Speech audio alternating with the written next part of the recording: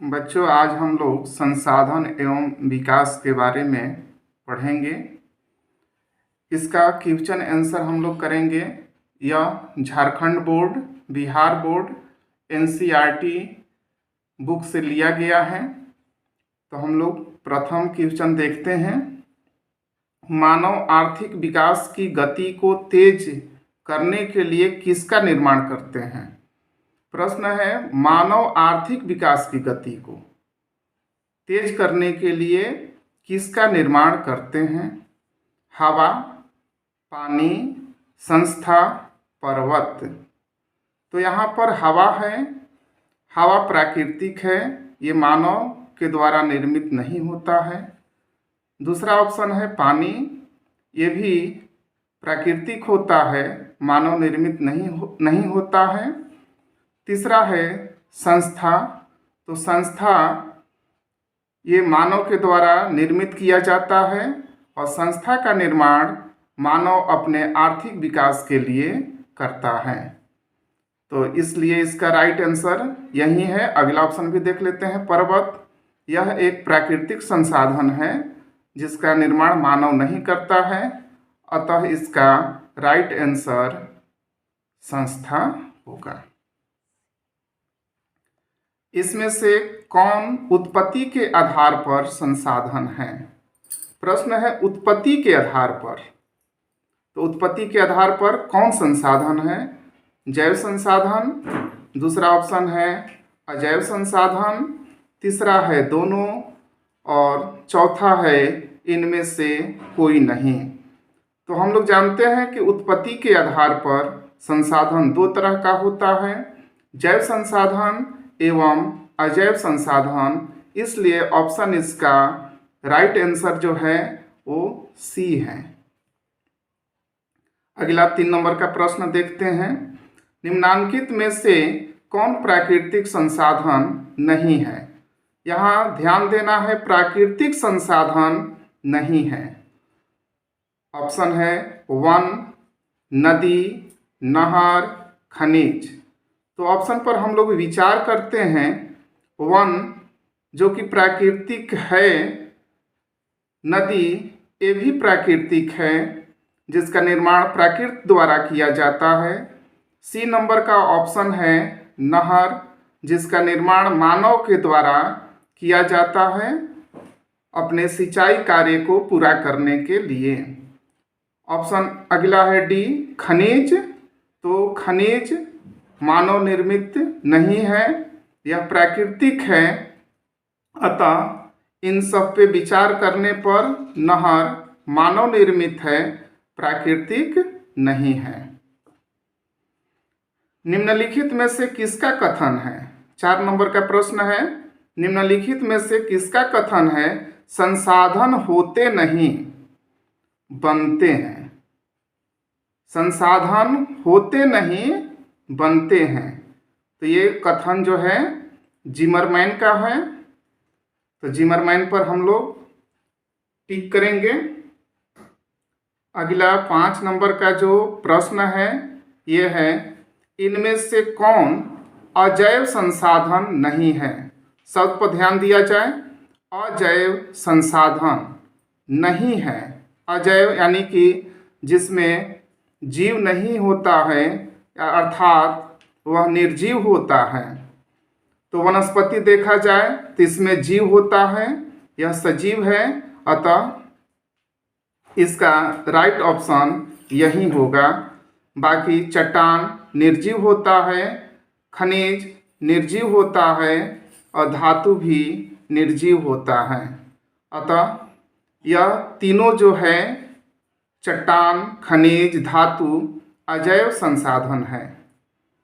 अगला प्रश्न है 6 नंबर का, सामुदायिक संसाधन कौन नहीं है?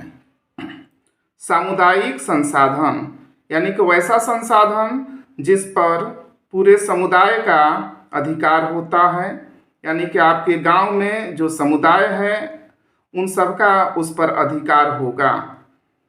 तो ऑप्शन है ए मंदिर, दूसरा ऑप्शन है बी नंबर का मस्जिद, तीसरा है सार्वजनिक पार्क और चौथा है घर। तो मंदिर पर हम लोग विचार करें तो यह समुदाय विशेष का इस पर अधिकार होता है। मस्जिद में भी समुदाय विशेष का अधिकार होता है। सार्वजनिक पार्क, इसमें भी कोई भी व्यक्ति आ जा सकता है, यानी कि ये भी सामुदायिक संसाधन है। डी नंबर का ऑप्शन है घर। घर किसी निजी व्यक्ति का होता है, अतः इसका सही उत्तर है डी। 7 नंबर का प्रश्न हम लोग देखें। नवीकरणीय संसाधन को किस प्रक्रिया द्वारा नवीकृत या पुनः उत्पन्न किया जा सकता है?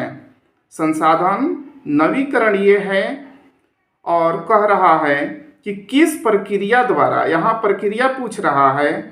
नवीकृत यानी कि नया किया जाता है या पुनः उत्पन्न किया जा सकता है। तो प्रक्रिया में दिया है भौतिक प्रक्रिया, रासायनिक प्रक्रिया, यांत्रिक प्रक्रिया, सभी।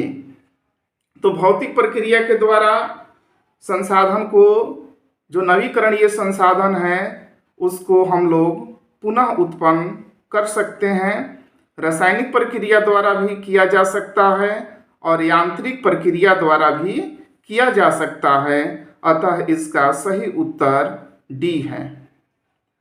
अगला प्रश्न है 8 नंबर का प्रश्न। सौर ऊर्जा किस प्रकार के संसाधन है?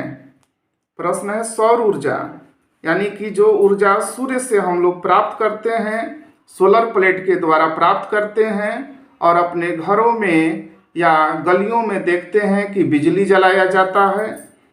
तो देखा जाए कि सौर ऊर्जा किस प्रकार के संसाधन है। ऑप्शन ए है जैव संसाधन। तो सौर ऊर्जा में कोई जीव नहीं होता है, तो ये तो होगा ही नहीं। बी नंबर का ऑप्शन है नवीकरणीय संसाधन। तो नवीकरणीय इसका ऑप्शन सही होगा, क्योंकि सूर्य प्रकाश से हम लोग कितना भी बिजली या कोई भी कार्य करेंगे तो समाप्त नहीं होगा, और जब तक सूर्य है और पृथ्वी है तब तक सूर्य से ऊर्जा की प्राप्ति होती रहेगी। अतः इसका सही उत्तर है बी, नवीकरणीय संसाधन। निम्न में से कौन, 9 नंबर का प्रश्न है, निम्न में से कौन पुनः चक्रीय है? पुनः चक्रीय पर विचार किया जाए।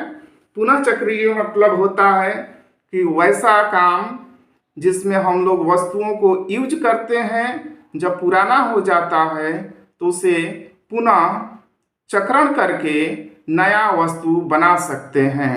जैसे हम लोग कोई सामान खरीदते हैं, उसका यूज करते हैं, और जब वह पुराना हो जाता है या टूट फूट जाता है तो उसको हम लोग कबाड़ में बेच देते हैं। कबाड़ में जब जाता है तो वहाँ से वह कंपनी को चले जाता है जहाँ प्रोसेसिंग होता है, यानी कि उसका चक्रण होता है। तो देखा जाए ऑप्शन है कोयला। तो कोयला जब हम लोग एक बार यूज कर लेंगे तो पुनः उसको हम लोग कोयला में तब्दील नहीं कर सकते हैं। बी ऑप्शन है मनुष्य।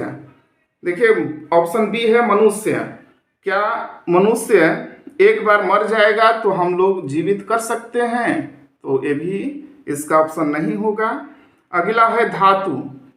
तो धातु इसका ऑप्शन सही है, क्योंकि धातु का उपयोग हम लोग जैसे खिड़की के रूप में लोहा का इस्तेमाल करते हैं, या सोना का इस्तेमाल आभूषण में करते हैं, फिर उस आभूषण से हम लोग कोई दूसरा आभूषण बनवा सकते हैं।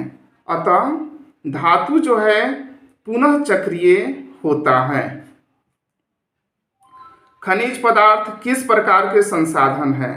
प्रश्न है खनिज पदार्थ किस प्रकार के संसाधन है? तो ऑप्शन है इसका व्यक्तिगत संसाधन। तो खनिज पदार्थ जो हम लोग प्राप्त करते हैं, जो कंपनी इस्तेमाल करती है खनिजों का किसी वस्तु को बनाने में, तो उस पर किसी व्यक्ति विशेष का अधिकार नहीं होता है, तो इसलिए यह ऑप्शन नहीं होगा।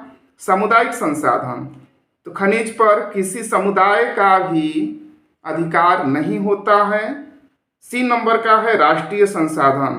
तो राष्ट्रीय संसाधन इसका सही है, क्योंकि यह राष्ट्र की संपत्ति होता है। खनिज चाहे कहीं पर भी खनिज मिले वो राष्ट्र की संपत्ति होता है, यानी कि सरकार को उस पर नियम बनाने का अधिकार और खनन करने का अधिकार प्राप्त है। उस पे किसी व्यक्ति का, किसी समुदाय विशेष का अधिकार नहीं होगा। तो 10 प्रश्न आप लोग का कंप्लीट हुआ। यदि अच्छा लगे तो चैनल को लाइक करें, सब्सक्राइब करें और बेल आइकन दबा दें।